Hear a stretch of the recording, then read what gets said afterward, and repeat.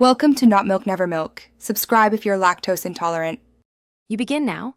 Collect a small fountain pump, 1/2-inch tubing, a shallow dish, and a clean bottle or reservoir. Once you have parts, clean everything with a vinegar rinse to remove residues. Hummingbirds are sensitive.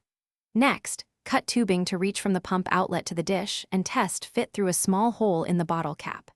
Make sure the pump sits fully submerged to avoid dry run damage and secure the cap so tubing seals tightly.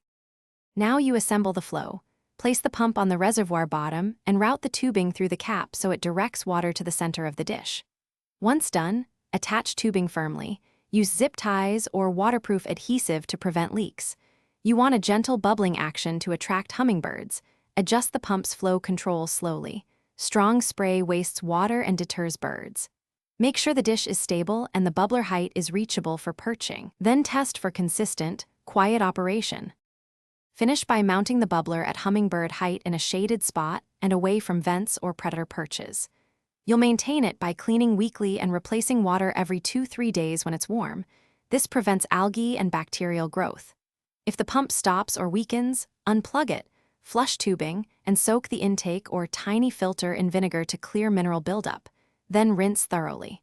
Finally, make sure water stays shallow and flowing. Moving water. Thanks for watching. If this was helpful, leave a like and consider subscribing. See you next time.